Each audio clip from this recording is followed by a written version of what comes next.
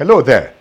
Welcome to another edition of Leading Edge, a weekly resource to support your leadership journey as we seek to raise effective godly leaders. And last week, we started a new series that I called Passion to Profit, which explores how you turn your passion into something meaningful, both to you and to those around you. Now, in the first part, we walked through what I called rethinking passion. We attempted to examine the meaning, the dynamics, and the ramifications of passion. And especially, we dealt with the various myths and misconceptions people have about passion. Now, there were 4 of these misconceptions. These were, number 1, passion is something to be found. We said that this is not exactly so. Sometimes you find your passion. Some other times, your passion finds you. Passion is elastic. It can be developed. Number 2, we spoke about passion is what we love or what gives us fun. Again, this is not exactly so. Passion is not merely something easy and fun-filled. It is most importantly what we care about. And number 3, we said passion is everything. This again is not exactly correct. Passion has its limits. In fact, it can work against you if you misapply it. And finally, we spoke about passion is the real deal. We said that this is not so, at least not all the time. What you see as passion may be masking the real deal. So today, we shall go further in this series as we examine the 5 principles of passion. The 5 principles of passion. Now, passion is such a widely discussed subject. In fact, if you were to go on Google and type something like how to find your passion, you'll probably get over 30 million results in seconds. Yeah? In all of this, you will find that there is no magical 7 steps or 14 ways to passion that quite speak to your experience and your unique circumstance. So, you need to find what works for you. I'm not by any means saying we cannot pick templates from other people's lives. Certainly, we can and we should. But pick what's relevant and drop what's not. There are clearly some general principles that can provide some sort of broad guides as you walk your passion. Now, with that said, I'll be exploring here the following principles. You may call them the 5 P's of passion. Yeah. So, number 1, I'll talk about passion and purpose. This is the principle of meaning. Your passion should lead to your purpose. It should unlock meaning for you. This is the way I see it, right? Your passion is a sort of directional sign to your life purpose. Often, when you follow the trail of your passion, you will sooner or later arrive at a place of meaning. David, the great king of Israel, had an uncommon passion as a shepherd to care and protect the sheep that was left in his care. He could jeopardize his life to save them from predators, bears and lions that come to steal them. That passion to suffer for what he cared about was only a leading light pointing to his bigger purpose in life. Right. So when he heard another predator in Goliath threatening his countrymen, it was an easy decision to make. It was for him. He would defend his nation in the same way that he defended his sheep. It was the same passion trail. Here is how the singer Asaph explains the passion transition in Psalm 78, if you look at verses 70 to 72. He says, "Then he chose David, his servant, and picked him from his work in the sheep pens. One day, he was caring for the ewes and their lambs. The next day, God had him shepherding Jacob, his people Israel, his prized possession. His good heart made him a good shepherd. He guided the people wisely and well." Now, if I were to show you this in the Passion Translation, it says, God prepared David and took his gentle shepherd king and presented him before the people as the one who will love and care for them with integrity, a pure heart, and the anointing to lead Israel. His solely inheritance. God also chose his beloved one, David. He promoted him from caring for the sheep and made him his prophetic servant. It's amazing. Now, passion is a converter. That's the point. It converts your raw commitment to what you care about into a life of meaning. So we see the patterns from fishermen to fishers of men. That's some of the disciples of Jesus. And then from shepherd rod to the rod of God to lead a nation. That was Moses. Now, every one of us is on a quest for meaning, for purpose in life. We want fulfillment in both our personal and professional lives. And we expect it all to connect with our personal purpose. Those who get quite serious about this, they articulate a personal purpose statement or vision statement for themselves. I think you should actually have one. That way, you are clear where to channel your passion. Now, passion is a strong weapon to drive purpose. It is a hair-raising, heart-stopping, awe-inspiring sensation, and that can be spotted in a person from a distance. The best use of a fiery, burning passion is to channel it towards a cause. Otherwise, it either burns widely or it goes out ultimately. When passion and purpose come together, magic happens. How do you find the path of success and significance? It's when you tie your passion and purpose together. Now, Brenia West captures it this way. She says, passion is the spark that lights the fire. Purpose is the kindling that keeps it burning all night. So, you need to make the connection between your passion and your purpose. Otherwise, you miss the big outcomes that create true meaning for you and for other people. And when you understand the why of your life and put your passion behind it, you can put up with all the how, no matter how tough that the how becomes. Yeah? So let's wrap this up with this great thought from Ralph Waldo Emerson. He said, the purpose of life is not to be happy. It is to be useful, to be honorable, to be compassionate, to have it make some difference that you have lived and lived well. Yeah. Okay, so we go to number 2. Number 2 is passion and path. This is the principle of direction. Your passion will take you through several turns, twists, and alleys, then hills and valleys. Now, find your path if you must arrive at your destination. There is no one straight protocol or pattern to life and living. Life comes with diverse patterns, depending on the peculiar circumstance, disposition, and calling of each one of us. We find this diversity of patterns through the Bible and in contemporary life. Samson had the very purpose of his life all spelled out before he was born. David, on the other hand, stumbled into his purpose, as it were. Moses had to strike the Red Sea with his rod from the safety of the banks for it to be divided. Joshua, on the other hand, had to get the leaders to hazard their lives by stepping into the overflowing River Jordan before he could divide into two. The rich young ruler was asked to sell all he had in order to chase his purpose, and he declined. On the other hand, Zacchaeus sold all he had without being asked to do so. Justin Njoko is known for his successful media house, Iroko TV. He started as a serial entrepreneur with trails of failed enterprises before he finally got into the media industry and succeeded. On the other hand, Mrs. Ibuku Awoshika had a different path. She took a sales job in a furniture company after graduating in architecture from the Obafemi Awolowo University Ife.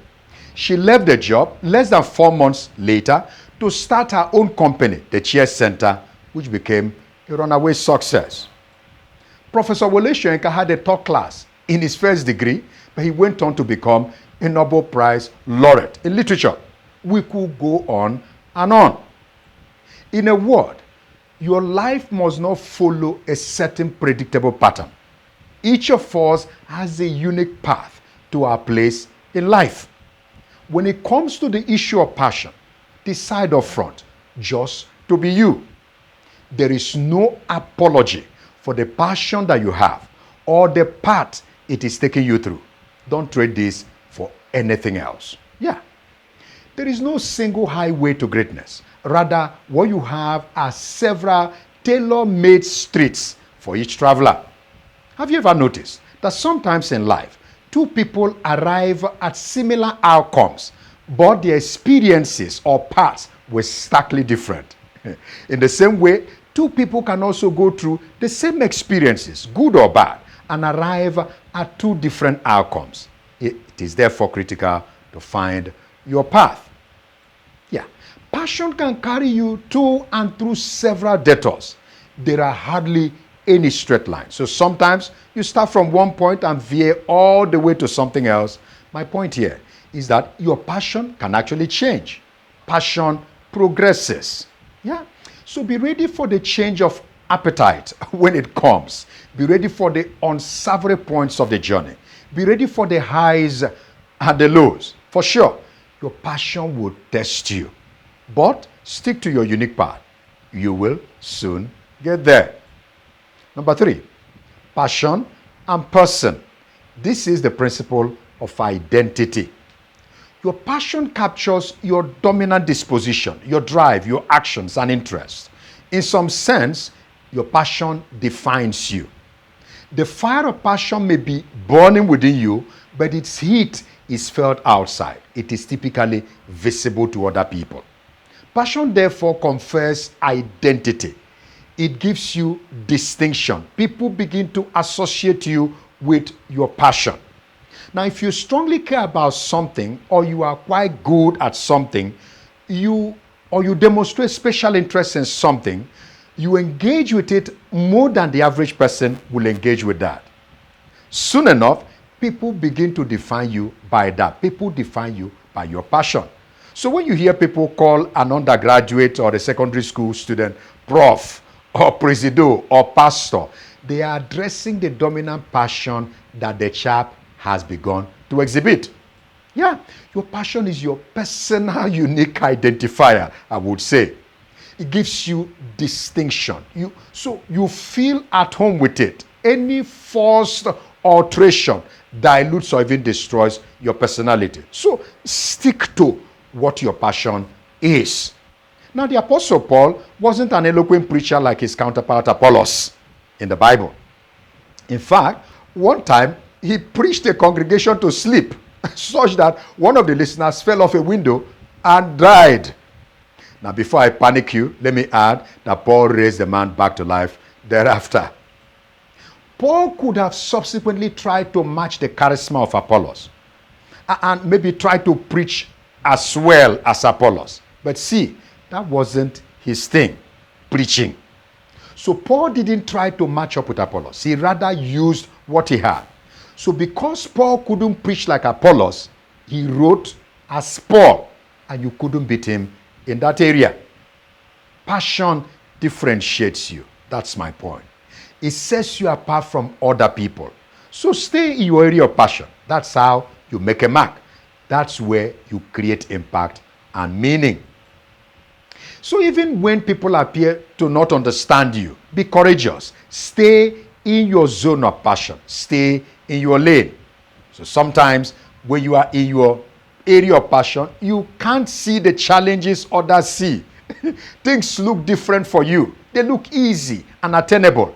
At such times, people may think you are snobbish or arrogant. No, it's not arrogance. It's passion. They merely are confusing passion for pride. Okay, so we go to number 4. Passion and prize or pursuit. This is the principle of sacrifice. Every true passion comes at a cost. I'll say that again. Every true passion comes at a cost. It requires sacrifice. Every great athlete knows firsthand what it takes to be in great shape for the big game. Yeah? If passion is chasing what you love or what you care about, remember, love is costly. It's expensive. It takes a lot from you. In fact, you are not ready to love if you are not ready to give up things. So sometimes following your passion may mean making sacrifices, like spending less and less time with friends and family or on your favorite hobbies in order to devote time to complete a project. It may mean being on a strict diet or some grueling and unpalatable routines and bodily exercises. Passion may require stepping out into some uncharted course, into the unknown. It may mean taking risks. It is not enough knowing what you want. You also need to know, and you also need to be willing to do what's needed to get what you want. So what's your passion? Are you willing to do what's needed to turn it into something meaningful for you and for others? Do you have the knowledge, the qualification, the relationships, the network to create a great life outcome through your passion? Are there some special gifts and talents that you have? Are you processing them into skills? Now, with skills, you can then offer standard and sustained value. Notice this. It's always a turning path to glory. Passion can be painful. Passion is sacrifice. The life of Dr. Viktor Frankl, the Australian neurologist and psychiatrist, he was also a philosopher, author, and most of all, he was a Holocaust survivor. His life amply illustrates the price of passion. Now, as it became apparent that the Nazis were going to destroy Austria, his country, Victor and his family decided to leave Austria. While he got his visa, his parents didn't get theirs.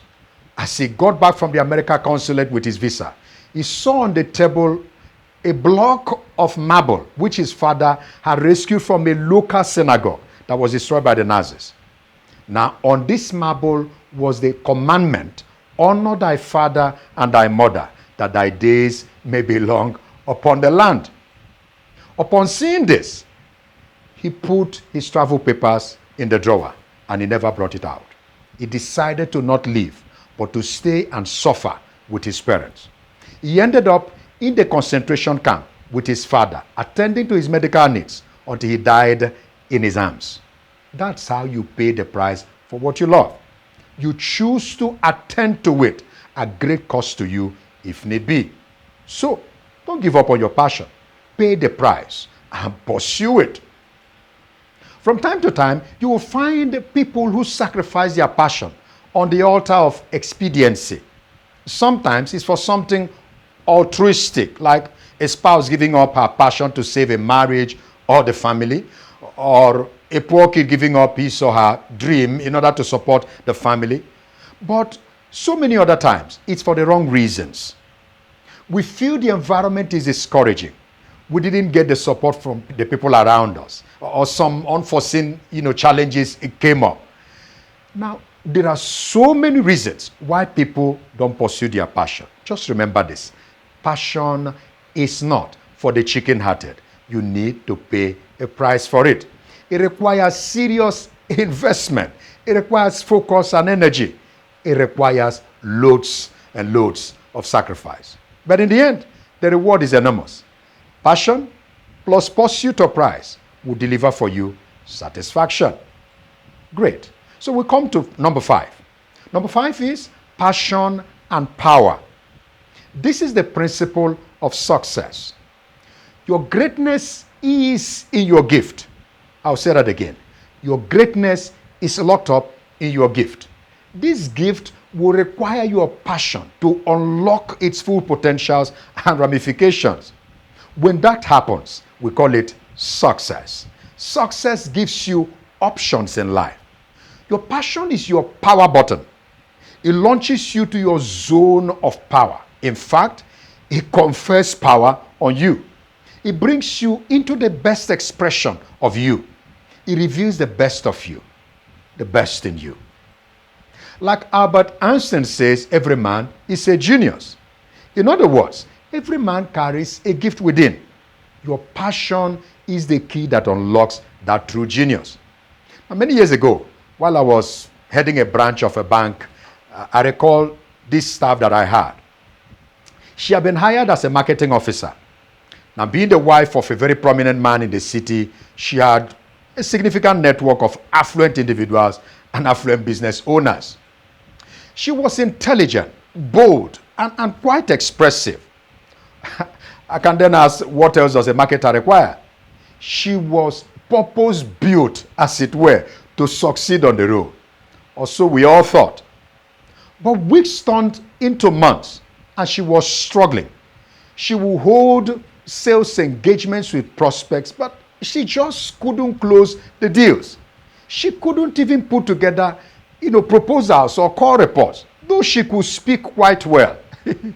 So she felt so frustrated, and so did I must say. Then I made a major decision. I moved her out of marketing into operations as a cash officer. It was simply magical. This lady suddenly came alive. Day after day, week after week, she kept coming out with initiatives. She transformed the processes. She came up with some management reports, all sorts of things. Now, shortly after, she became head of operations and continued in that trajectory until she left banking. Now, what's my point? What had changed? She had suddenly been played to her right wing, her point of passion. She was a process person that we had erroneously placed in marketing, but she had found her point of power, so success was only natural. Now, reflecting on it now, I shudder at the thought that before this time, she had worked in another bank for a few years as a marketing officer. I imagine that it was the same struggle. Yeah? So when you operate outside your zone of passion, it's often a drudgery until you deliberately create your passion for what you do. I had a very opposite experience, from this lady's experience. I started in operations. I did it well because I chose to do well. However, it was not my thing. I found it boring because it was repetitive and predictable. My zone of passion is variety, spontaneity, unpredictability.